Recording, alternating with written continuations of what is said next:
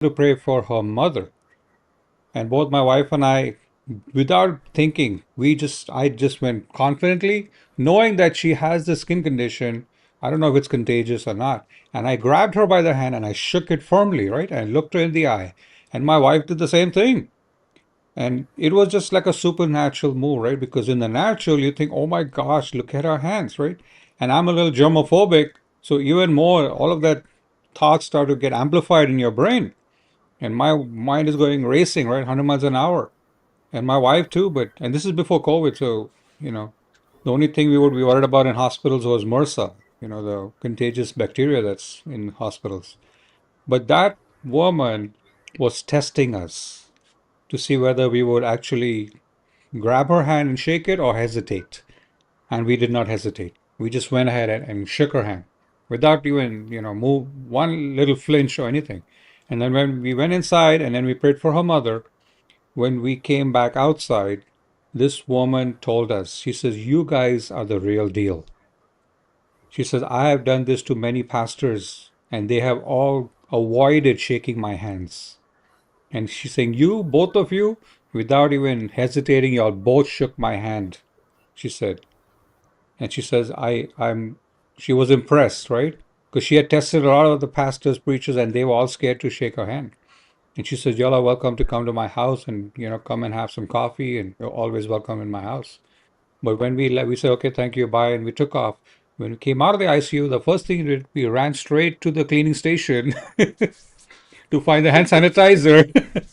And we put like a gallon of hand sanitizer, like, oh my gosh, let's clean these hands. Like just panicking, right? But not in front of that lady.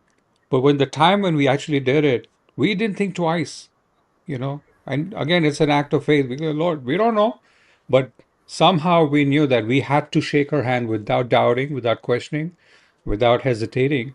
So we did it. It was just by the Spirit. And it had a very great impression on that woman. And she was a lesbian.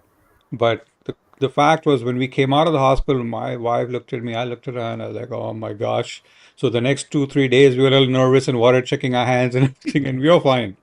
Because that's how, God takes care of you. You can step into a situation like I have been with lepers. I don't know if you all have been around lepers. Leprosy is a very scary disease. And I went to a church. I was invited to a church where there was this place that they were all lepers. They all had their hands and their nose and their feet all eaten up by that bacteria. It's a horrible disease. In the Bible, it calls it leprosy. And in modern times, India has a lot of these cases. You don't see it in Western countries, but in India, there are groups of people that suffer that disease, and there's no cure for it. And the end result is that there's disfigurement of your face, your hands, your feet. And I went to a church like that. And again, you get worried, like you think, oh my gosh, will that bacteria get on your hands, whatever. And and when I stepped into that place, I saw these people with their hands all deformed and everything, raising their hands up to God and worshiping God with such gratitude and love and joy that I broke down crying. I couldn't handle that. That was, I'll never forget that moment. It was one of the most pinnacle moments of my life to see how these people with that disease and the whole church, every one of them had that disease. And the pastor had invited me. He was fine. And he saw whether I would come. He says, again, he told me, I've invited a lot of pastors to come and nobody has come to this church because they know that these people have leprosy. And I went. But in my back of mind, in the natural, you think, oh my gosh, this is a scary situation. But again, you go by faith. And he wanted me to preach, and I couldn't preach because I was crying so much, because it touched my heart so much that these people are not grumbling, they're not mad at God, they're not bitter, they're not angry, they're not resentful. They just have a heart to just worship God in their disease state with such amazing, genuine love for God that I was like, I've never seen believers like that anywhere on the planet. And I have traveled, I have been all over the world. And to see that was like, it was mind boggling. So that's why when I come to the West and I go to churches here, whatever, it is so horrific to see the attitudes and the arrogance and the pride and rebellion and complete, chaos. It's a circus.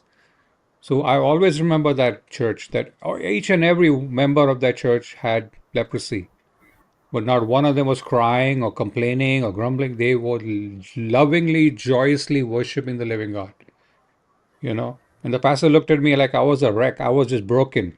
I couldn't speak. I was choking. And he understood. He's like, okay, brother, just sit down. I'll preach. I couldn't preach that day. That was the one time I couldn't speak. I'm a person, I speak a lot. And that was that one day that I was lost for words because that whole, you know, congregation just broke me completely. So it was a powerful moment for me. They were like already there in that beautiful place with the Lord.